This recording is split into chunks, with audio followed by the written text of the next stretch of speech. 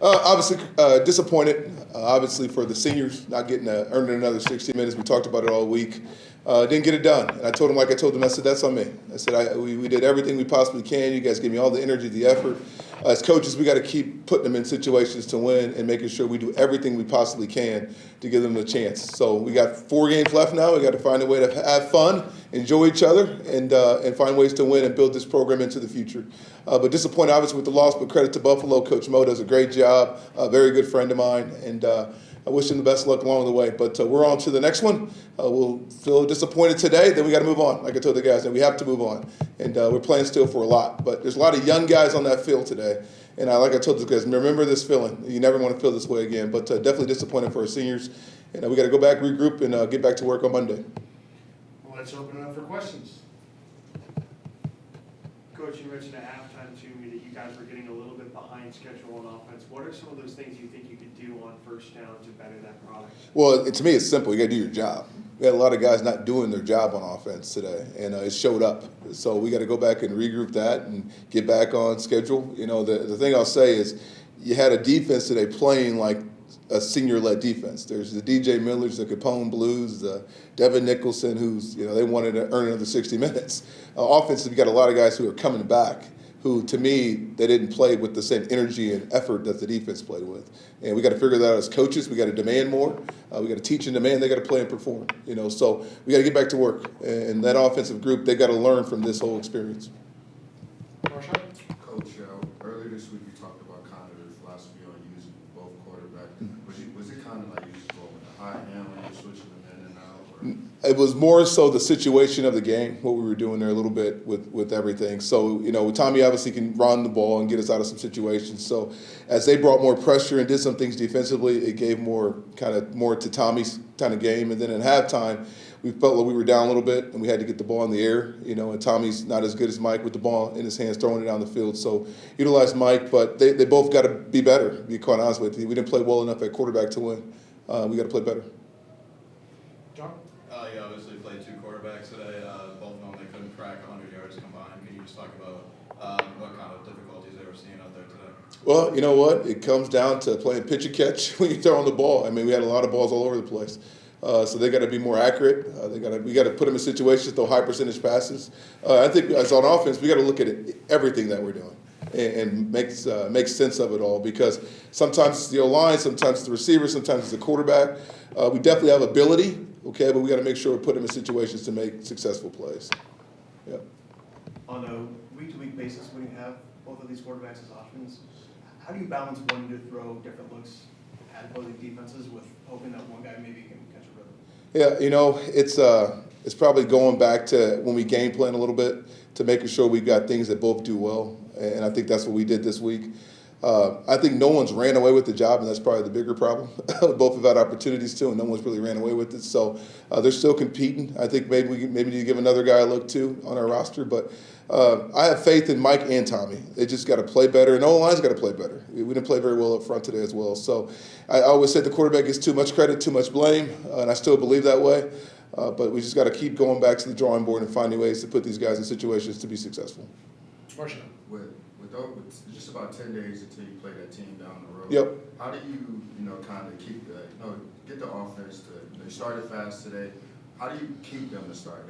Start fast and keep rolling. Yeah, you start fast, accelerate in the middle, finish strong. Been saying that all year, right? So we got to go back and do a self-scout. On Monday and Tuesday, we'll go back and we'll look at a self-scout. We'll study everything we've done up to this point, what we've done well, what we struggle with. I think it's more kind of, when I look at it, it's more situational stuff that we're doing, in my opinion. Like when we get to certain areas of the field, I think we're getting stalled.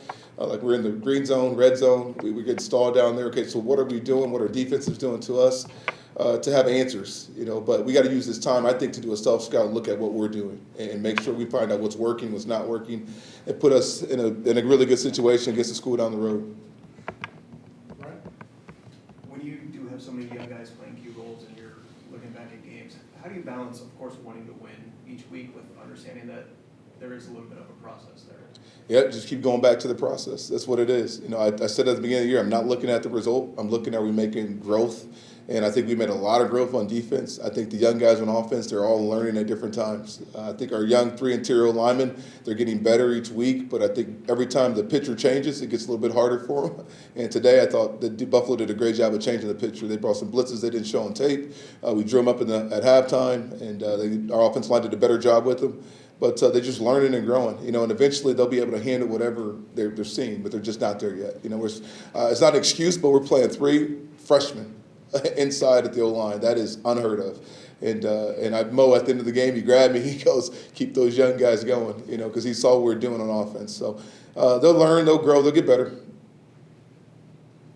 Coach, how are you feeling about the defense? The team had a very solid game today. I mean, they held a team to 24 points, who's average a consistent 34 a game. Yeah, they're playing at a high level, in my opinion. The second half, until that last touchdown, they were giving up 3 points in the second half of the game. So they're accelerating in the middle. They're learning how to finish strong. It's still a team game, right? So all week they were talking about if we can hold them to 0. If it takes 0, it takes 0, and they didn't do that. But they're definitely growing, and you know what I love about our defense? They're fighting, they're clawing, no matter what the offense is doing. So they got to just keep building on it, keep playing for each other, like I told them in the locker room there, and get tighter and more connected as a group. Because what this senior class can do now, they can lay down the foundation for the future. I go back to when Darrell Hazel was here, his first year, he won, I think, his last 4 games or something like that, and it catapulted the future. And I told those guys, I'm going to challenge them to do the exact same thing, to catapult this thing into next year with some wins and teaching our young guys how to compete at a high level. And I think that's the legacy they can leave. Coach, what do you think it'll do having a Saturday off next week before you play the school down the road, just to have a little bit more rest for your guys that are right now? Yeah, we'll take some time off as a team and get healthy. Probably won't have many physical practices next week, but we still got to keep growing and developing. So we will get out there, we'll play. Next week's game is our 10 days away game is a big one, and that means a lot to these guys, and they want to keep the will. They're talking about that all year long. We have some stuff in practice that we do to emphasize it all year long, so they'll have pride and they'll play hard next week, and as coaches, we got to get them healthy and get them ready to go in the game. Just looking back at this season, what has really impressed you or stood out up to this point, and then what do you want to see from the team over these last? You know what has been, typically in year 1, you don't have great leadership. Even though the result is what it is, I thought our seniors have done a great job leading this team. There's not many issues off the field. They go to class, they sit in the first 2 rows, they wear a collar shirt, things that are new to them, but it's actually developing championship habits and championship traits to me that eventually lead to championships on the field. I truly believe that. And the leadership has been the biggest thing that I've been so impressed with of our football team, even now in that locker room. It's an emotional locker room, right, because they didn't get what they want. But the leadership is great. They're like, we'll come back, we'll try it again next week. And that's what you want. And typically in the first year, you don't get that. You don't get that. And that's a credit to those guys and what they're doing and what they're building and what they see that we're doing here. I mean, those seniors, they believe in what we're doing. And that's the great thing about them. And that's why I love them. I told them that in the locker room, I love them. And I'm sorry I couldn't get them what they wanted, which is the postseason. But I promise them that their legacy will be remembered and what they're building here and what the foundation that they're laying. Tommy took a tough hit toward the end of that game. Do you have any sort of update on his? I don't know. They took him in, got him looked at. We'll know more next week, but I have no clue yet. I know it was just kind of took a rib shot, but that's all I know. If for whatever reason he's not able to go against Akron, will you still continue with that 2 quarterback look?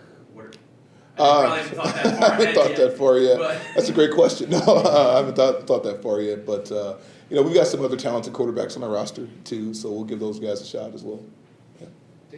Coach, I noticed not every head coach does this. When a player goes down, you're always one of the first people out there. So can you describe the care you have for each other? I love them, and I made a promise to their parents that I'm going to be that figure in their life when they're not here. So I take pride in that. I want them to see my face and know I care about them, and if it's serious, that it's going to be okay. So it's just something I believe in. Coach, going forward, do you feel like your rushing game seemed to have a strong game today? Going forward, do you think you'll keep working with that?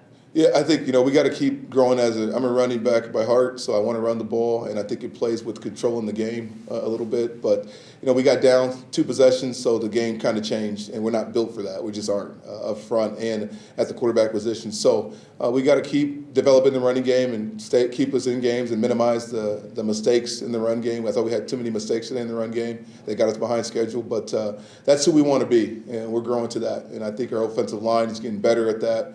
But we got to keep progressing. You've obviously had multiple games under your belt and you know the team really well. So is your experience as a first-year head coach lived up to the expectations you've had that you set at the beginning of the year? I probably didn't really have many expectations probably for myself, but it's about what I thought it was. Talking to everyone and what they told me year 1 or year 0 is kind of like, it's been about that. The one thing I'll say that I haven't dealt with that many coaches have is a divided locker room. I haven't dealt with that. I've dealt with really good young players and good leadership, like I said, by the older guys, and we're all locked arms together. And I think everybody can see in that locker room what we're building and what we're doing. I think they know it's going to take a little time because it's such a different philosophy than what they had before. But it's something that connects everyone. It's not a side of the ball kind of scheme. It's King Grit is about everybody being locked arms together and doing it for each other. So it's been a great experience, to be honest with you. I know the result. I should be down and out. I'm just not, because I love that locker room, and I know they've given everything they possibly can to this football team. All right, thank you, everybody. A little bit of housekeeping. We'll give them Monday off. We'll meet back on Tuesday at 11:30 for our weekly press conference on Zoom. So thank you again, Coach. Yeah, appreciate you guys covering us. Go Flashes, King Grit.